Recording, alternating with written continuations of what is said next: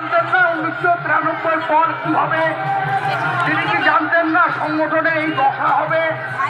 অন্তর্যামী পুরো সবটাই জানতেন, সবটাই জেনে বুঝে তিনি মন্তব্য করেছেন। তিনি যাওয়ার সময় কতগুলো ইনস্ট্রাকশন দিয়ে গেলেন। ইনস্ট্রাকশন তিনি বলেছেন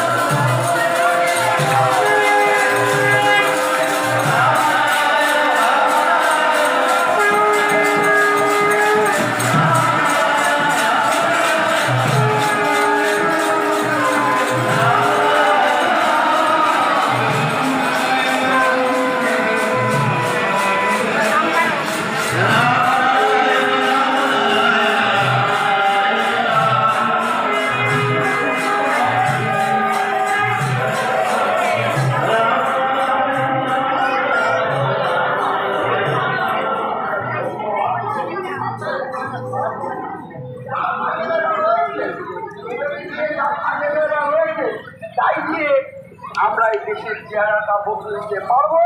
এই মনে জোর আছে, তোমরা সাহায্য এবং সহযোগিতা করবে। এটা পরম চিন্তার কথা। 50,000 টাকা ছাড়বে, এখন 15,000 ছেড়েছে। আপনার নিজের জেলা দেখুন, আপনার নিজের শাখা বন্ধ, আপনার নিজের জেলার কাজকর্ম বন্ধ। বিতর্কিত ব্যক্তিগত চেষ্টায় দুটো চারটে নাম হয় মাসে।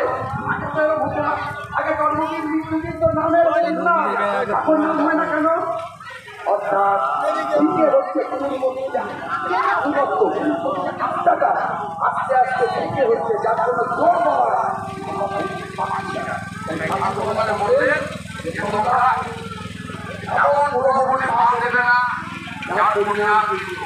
রামায়ণ কাণ্ড কোথায় আছে লেখা? আছে অমৃত বইয়ের 270 পাতা লেখা আছে। এখানে ইনস্ট্রাকশন দিয়েছে কি করবো আমরা। প্রসেশন করবে, মাঝে মাঝে প্রসেশন করবে। এ চেহারা না হোক, আমি অন্য চেহারা ঠিক থাকবো, কথা দিলাম। যাদের নগর কীর্তন করতে তিনি বলেছেন প্রসেশন করবে 270 পাতা। এই ইনস্ট্রাকশনটা সবটা দিয়ে গেছে। এবার কেমন করে করবে, কিভাবে করবে, সম্পূর্ণ তার ঘরোয়া, সেখানে যাওয়ার অধিকারও নেই। আর ভুলগাপ্পা গল্প, এই ওই আক্রমণ, ওই সেই, এগুলো দরকার নাই। কারণ ঠাকুর আপনাকে বারণ করেছে। অনেকেই বলে, অনেকেই এই উপমা ওই উপমা। ঠাকুর বলছেন বিপ্লব কোন পথে আসবে, কবে হবে, কে করবে, কার দ্বারা পরিচালিত হবে, এসব নিয়ে তোমরা কখনো মাথা ঘামাবে না। বলতে বারণ করলেন, আর আমরা বলে যাচ্ছি বাজার গরম, বাজার গরম। এসব গরম গরম করে কিচ্ছু না। ভগবানের কাছে গরম লাগে নাকি? ভগবান নিজে স্বয়ং সম্পূর্ণ। এই আস্থা আমার রাখতে হবে, ম্যানুয়াল নয়। এই আমাদের দিয়ে বলছে আমি সবাইকে ডাকবো, তখন যদি তোমরা কেউ না আসো, কেউ না আসো, দুবার রিপিট বলেছে, কেউ না আসো। বলার কিছু নয়, কে আইলে না আইলে নিয়ে মাথা কামায় লাভ নাই, টাইম শর্ট। আমরা আমাদের কাজ করে যাব, আমরা আমাদের কাজ করে যাব। তাহলে আপনাকে আমাকে বাদ দিয়ে দিয়েছে ঠাকুর। তোমরা তোমাদের কাজ চালিয়ে যাও, আমরা আমাদের কাজ চালাচ্ছি। তোমরা কারা? বলে সন্তান দল। আমরা কারা? সন্তান দল নয়, আমরা হচ্ছে তার এবং তাকে নিয়ে যারা, জানি না তারা কারা। কিন্তু আমরা তোমরা ভাগটা ঠাকুর করেছে, সংগঠন করেননি।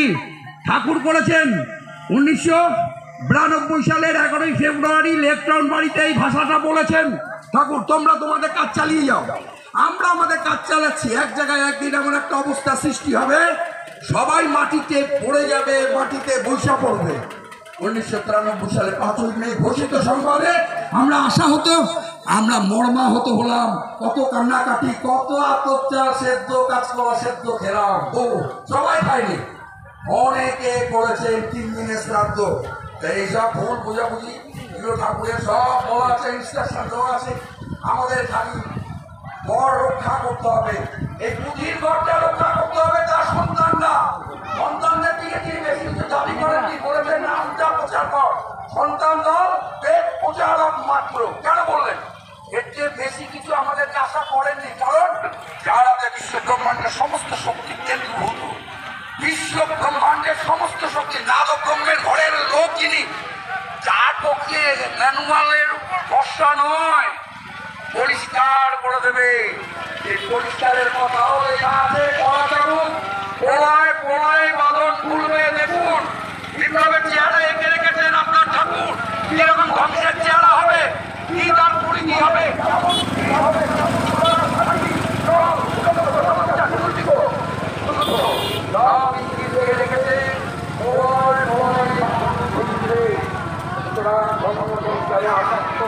সংগঠনের কাছে গৌরব দিতে হবে, সংগঠনের কাছে যুদ্ধ লেগেছে। আমি বারণ করলাম না, কখনো বিপ্লব প্রচেষ্টা করে এই দায়িত্বেই তোমরা দেবে না। এটা আমি ভাববো তোমাদেরকে দায়িত্ব দিচ্ছি, মহানাম তোমাদেরকে দায়িত্ব দিচ্ছি। বেশ বিচার এই সমস্ত ভাই বোনেরা সংগঠন ছেড়ে বিভিন্ন অনুষ্ঠান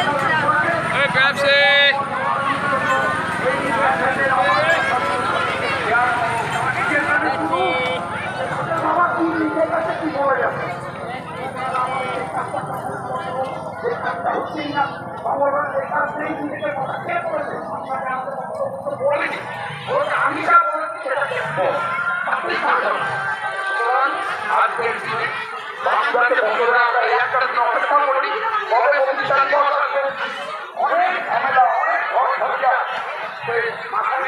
আমরা পরিপন্থী অবস্থাকে বিচার করে আমরা এই বিচার, কারণ বাংলা সম্পর্কে ঠাকুরের ভবিষ্যৎবাণী পড়া আছে।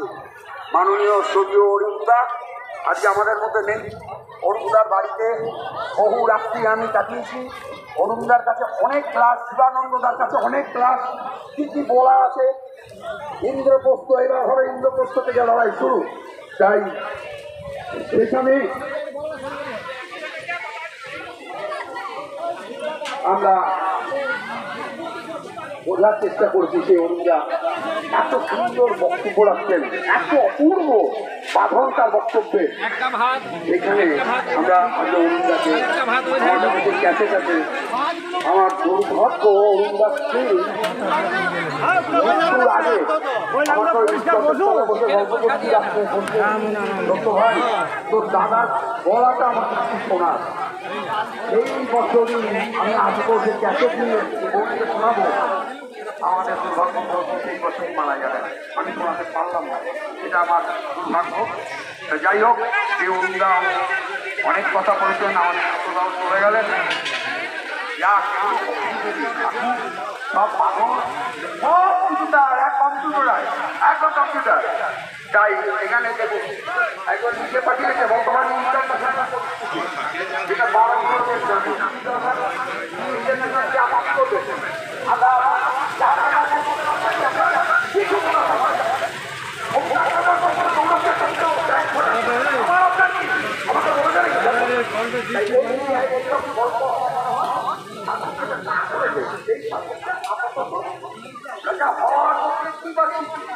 দেখতে পাচ্ছেন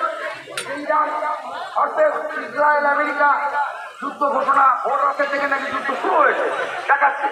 এ তো শুরু হবে, কিন্তু তৃতীয় বিশ্বযুদ্ধের সূচনাটা কিন্তু ঠাকুর ভাষণমালাতে লিখে রেখেছেন যে সূচনাটা পাকিস্তান হতে হবে।